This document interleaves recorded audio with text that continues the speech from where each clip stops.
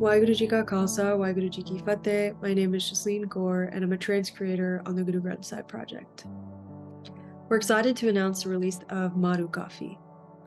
Maru Kaphi is a quiet and contemplative rag or musical mode associated with the colder season and with the afternoon. Maru also means to strike, and it denotes a kind of directness in word choice and tone.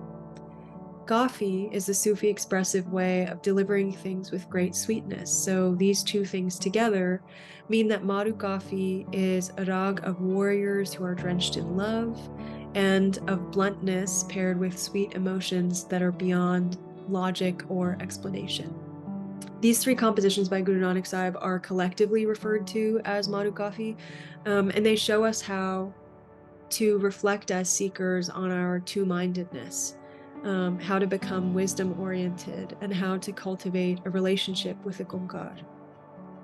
So the thing that I wanted to tell you all about, as like the thing that I can't stop thinking about, is the Rahal line of Maru Kaphi, the first composition of Maru Kaphi. So Guru Nanak Sahib says, "My mind is dyed with my divine husband. May I be a sacrifice. May I be cut into pieces, if it means the divine spouse will look at me with a glance of grace for a moment." So here the Guru, again, as we've seen in other Shabads, is identifying with the voice, the feminine voice of the bride. And so all of us as seekers become these brides, seeking connection with the divine spouse or the divine husband, IkOankar.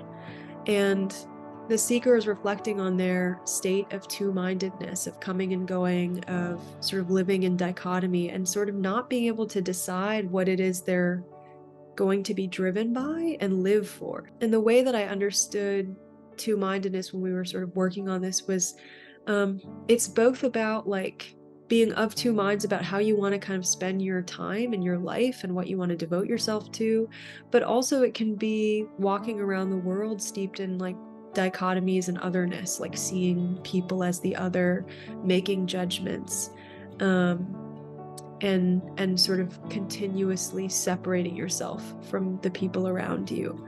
And so it's in that state, in those states of dichotomy, that we are deeply unhappy and unable to find connection or comfort or steadiness. Like we're just being moved and sort of wavering. And we might even make friends when we're in this state, like, or like don beautiful clothing as a way to distract ourselves from our own sort of lack of comfort and lack of sort of satiation. But ultimately, we reach this point of great sort of desperation and hopefully of reflection, which is what I think the Rahal line is kind of offering us, is that like, yes, you might be two-minded and stubborn, and the mind is really hard to sort of rein in, which so many Shabads tell us about. But the Kaphi sort of aspect of this is the sweetness of this Rahal line despite its bluntness, which is the sort of Maru element.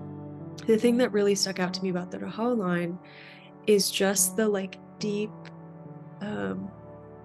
devotion of that line, of saying like, may I be a sacrifice, may I be cut into pieces, if it means that just like for one single moment I will have a glance of grace from the one that I love, a moment of connection. That is so moving to me. And when we were doing the commentary, we couldn't really figure out how to explain it with words. Like it's just something that is that Kaphi aspect that's beyond logic, beyond explanation, and sort of the interplay between the struggle of like the mind and the heart, and also the bluntness and directness of Maru and the sweet emotion of Kaphi. It really like is woven through these compositions in such a beautiful and rich way. So I just keep thinking about what it would mean for me to have such a moment of vulnerability and bravery and honesty in how I reflect on my state, where I would be able to say this something like this, have my heart sort of like wail in this way, and to ask for grace.